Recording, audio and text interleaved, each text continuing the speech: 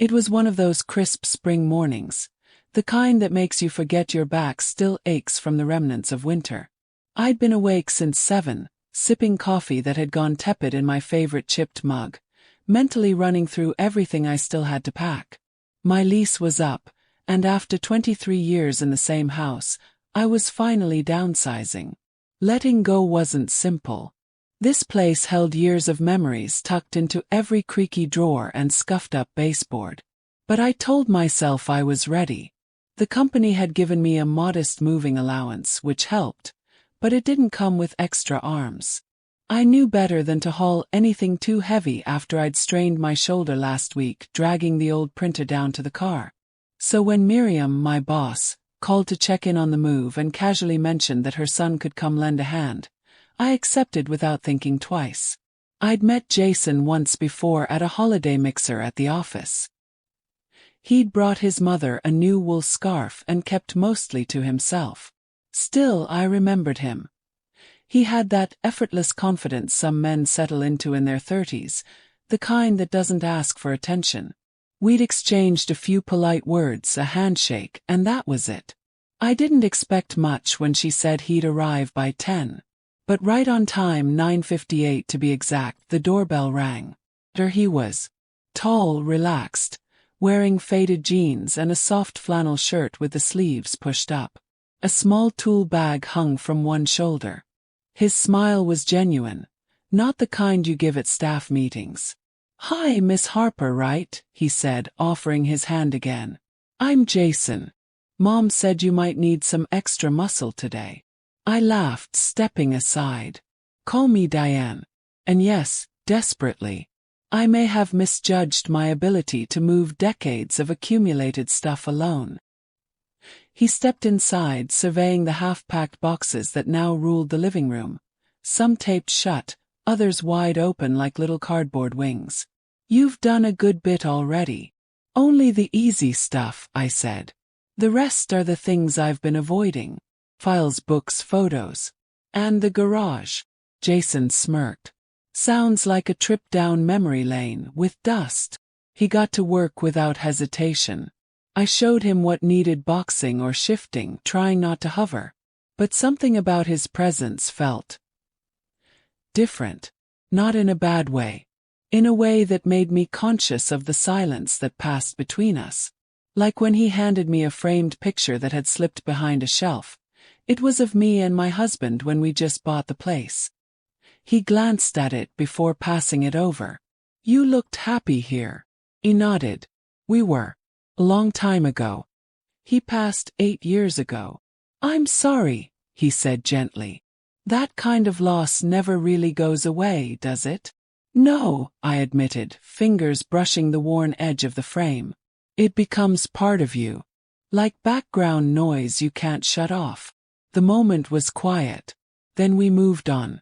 In the garage we tackled boxes of paint, old power tools, forgotten craft supplies. He found a half-finished wood carving tucked in the corner. "You made this?" he asked. It was rough and uneven, but not bad for a beginner. "Yeah," I said. "I used to like working with my hands. Then life got in the way." He turned it over in his hands. "You should start again. You've got a good eye." It was a small compliment, but it felt like it landed deeper than it should have because he meant it. Because he saw something in it. Me. By noon we'd cleared almost everything. I made coffee and sandwiches, and we sat at the tiny kitchen table with the sun peeking through the blinds. "So," I asked, trying to make light conversation, "what do you do when you're not rescuing your mom's colleagues from moving disasters?" He laughed. "Freelance design work. Some interior remodeling. Architecture, small projects mostly." "That explains the tool bag," I said. "And the hands. You build things." Jason looked at me, expression thoughtful. "I like creating spaces that make people feel something. Not just functional but familiar. Like they matter." He nodded. "That's rare." We sat there, eating in silence, watching branches sway outside the window. It was peaceful, natural. Then he asked, "Was it hard letting go of the house?" I didn't answer right away. Yes, but not for the reasons people think. Not the layout, not the garden. It's the echoes. The quiet pieces that don't like change. He didn't laugh. He just nodded. Sometimes it takes someone new to help make peace with the echoes. That sentence stayed with me long after he left for the day. After the final box was stacked and he wiped dust from his forehead. "Thank you," I said, walking him to the door. "Any time," he replied. Then paused. "Would it be all right if I came back tomorrow? I've got time. And it feels like we've only just scratched the surface." I felt something move in me. Curiosity, gratitude, maybe even hope. "I'd like that," I said. The next morning I spent a little longer brushing my hair. Even dabbed on some lipstick I hadn't worn in ages. Not for him, I told myself, but because it felt good to care again. He arrived at 10:30, 5 minutes later than the day before. And I was surprised at how relieved I felt seeing him on the porch with a tray of iced coffees in hand. "Figured you might want something cold today," he said, offering me one. "You're spoiling me," I replied. "Keep this up and I'll have to add you to payroll." "Fair trade," he said. "You make lunch, I carry boxes." We tackled the bedroom closet. Suitcases of old clothes, a drawer of scarves too sentimental to toss. As he lifted a heavier bin, I sat on the edge of the bed flipping through old notebooks. I opened a small velvet box I didn't recognize. Inside was a silver bracelet, my husband's anniversary gift from our 15th year. I hadn't seen it in ages. Jason noticed. "You okay?" I nodded, words stuck in my throat. "He gave me this the year before he died," I finally said. "We were going through a tough time. Then one night, no speech, just this bracelet and a quiet look." Jason sat next to me, not too close, just present. "He sounds like someone who really saw you." "He did," I whispered. "Even when I didn't see myself." We sat like that for a while. No rush, no chatter, just understanding. Later we sorted through my old record collection. He smiled, flipping through them. Fleetwood Mac, Joni, Carole King. "You've got good taste. Think I'd be the kind of woman to pack her music last?" Tease. He looked at me, then really looked. "I think you're the kind of woman who saved the best parts of herself for last." That stayed with me. A little while later, while I reached for a high box, I wobbled. He caught me, hand firm at my waist. For a second we were close, closer than we'd been. I could see the green in his hazel eyes. Neither of us moved away. "Careful," he said, his voice softer than before. "I'm okay," I whispered. But inside I wasn't sure. Something fragile had cracked open. And I didn't want to close it again. We spent lunch sitting quietly, watching the light shift through the blinds. He told me how he used calm to mask overthinking. I told him I wished I could do the same. He smiled and told me he thought I was stronger than I let on. This time I didn't shrug it off. I let it settle. That evening, as he picked up his tool bag, he paused. "I'll come by tomorrow, if that's all right." "It is," I said. "But not just for the boxes." He didn't ask what I meant. Just nodded. "I'll see you then." The third day had a different feeling.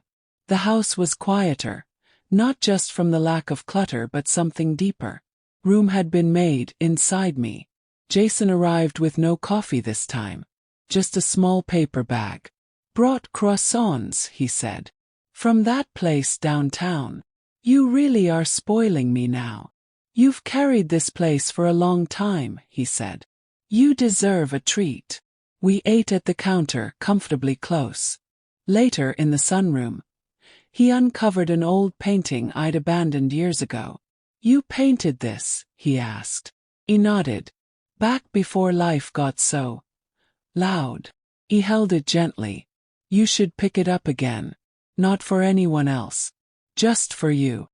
His words settled in my chest like seeds. We worked in rhythm the rest of the day, talking about childhood mischief, old loves, forgotten hobbies. At one point our hands brushed. He didn't pull away. Neither did I. "You've got paint on your fingers," he said, smiling. "Been digging through old brushes. It suits you."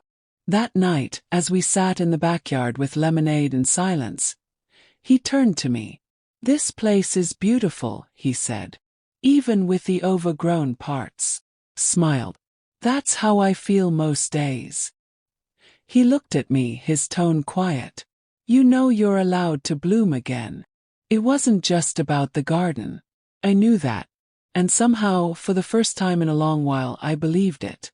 The final day of the move came. The house felt hollow but not empty. It had released something, and so had I. Jason showed up, slightly wrinkled shirt, familiar smile. He brought no food, no tools, just himself. We didn't talk much at first. Just stood in the kitchen, side by side. Eventually we returned to the last box by the window. Full of old letters. From friends, from my husband, from younger versions of myself. "Letters are like time machines," he said, tracing the lid.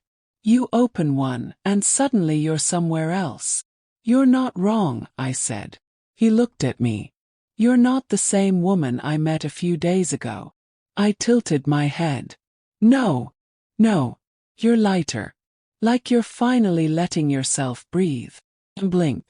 I felt too. Then he said, "I didn't expect this. I thought I was just helping my mom's coworker. But then I met you. And you're not what I expected." "What did you expect?" I asked. He exhaled. "Someone nice. Maybe grateful. But you're funny. Strong. Beautiful. The kind of beautiful that makes you pause and not know why." Heat rose in my face. I stepped closer. "And now what?" He held my gaze. "Now we don't rush. We just let it be. Whatever it becomes." Later, as we closed the trunk of my car, the last box nestled inside, I turned to him. "So, this is it." "Maybe," he said. "Maybe not. You tell me. Would it be strange," he asked, "if I wanted to see you again? No boxes. Just you." "No," I said. "Not strange at all." He leaned in, not to kiss me, just to rest his forehead gently against mine. It was everything. When he stepped back, he tucked a loose strand of my hair behind my ear. "I'll call you. I'll be waiting." That night, in my new apartment, surrounded by half-open boxes and the scent of lavender, I found my old brushes. I laid them out beside a blank canvas. And for the first time in years, I didn't feel afraid of beginning again.